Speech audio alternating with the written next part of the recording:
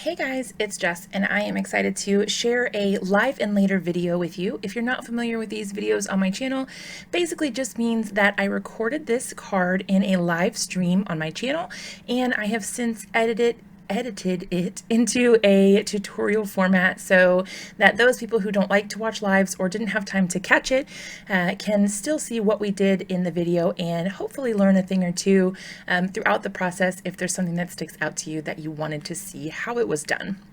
All right, so for this card, I did a whole lot of ink blending. I started with Peacock feathers, then I'm going in with chipped Sapphire.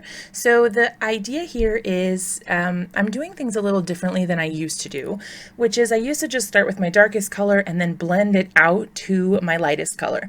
But recently, I have started experimenting with my ink blending, and I found that I get really good results if I start with my lightest color and then blend over top of that with the progressively darker shades. For whatever reason, this seems to build up the ink extremely well, and I get really, really pretty results this way.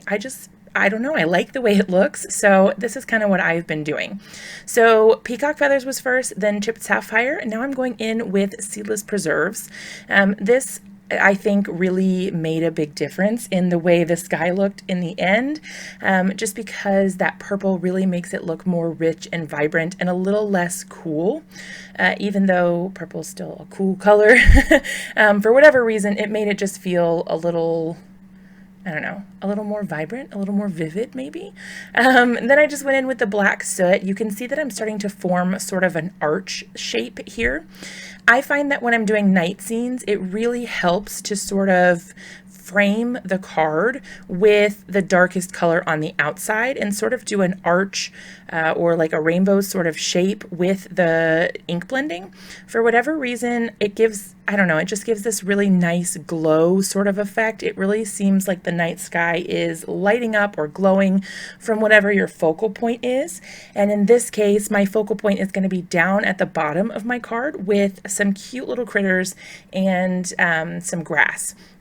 So I'm going in with the peacock feathers again. So basically what I've done is I started with my lightest, I worked all the way to the darkest, and then back down to the lightest. I know that this sounds like a lot of work and it takes a lot of time. I'm kind of a slow ink blender. I did speed this up quite a bit, and so it does take me a while, but I think the more I practice, the faster it will get and it won't take quite as long. But I do think that it's really worth it to do the extra step, just because it does give such smooth results. All right, so now I'm doing the water splattering. I like to spray the water into my hand and then flick that onto my card rather than spraying the card directly. I find that this gives me more unique and exciting looking splatters. So once that's dry, I can soak that up with a dry paper towel to get off any of the excess liquid. And then I'm using some white acrylic paint spritzed with water. And now I'm using the splatter brush. This is from Ranger. You basically just pinch it. You get it saturated, obviously, with whatever you want. You pinch it and then you slowly or fast, quickly let go, and then it will splatter the paint or whatever you have on it all over your project. And you can experiment to see how you like your splatter best, whether you pinch it high or low, if you let go quickly or slowly. It depends on what you like, what your personal preference is, and they all give different results. So I just went to town adding all the splatters and look how magical that looks. I just think it looks so, so pretty, like that night sky. It just looks absolutely gorgeous. Now I'm going to move on to assembling the rest of the card. So I'm using a super cute set of critters. This little stamp set is from Hero Arts. I believe it's called Wish I Might. It might be called Wish I May, but I think it's called Wish I Might. But I'll have everything linked below for you if you want to check anything out. The grass, I need to double check, but I'm pretty sure the grass and the pets and the sentiment and all that all came from the same stamp set.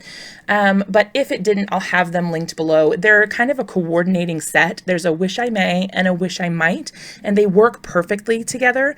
But I may have mixed and matched some from those two sets. Like I said, I'll have it all linked down below. Once I got my stamping done with my MISTI, I did want to go ahead and darken it up a little bit. I was having some trouble with the ink I chose going over top of that acrylic paint. I should have used a different ink for that, but I wasn't thinking about it at the time. So I just took a Spectrum Noir True Black marker and colored right over top of it. It looks a little shiny right now. It's not dry. Once it dried, it didn't look shiny like that. So then I decided to go ahead and do my sentiment and a couple little extra things. I did treat the surface with anti-static powder just to make sure nothing stuck where I didn't want it to, because we did use so much ink on that background, and then we splattered it with water, and then we did paint.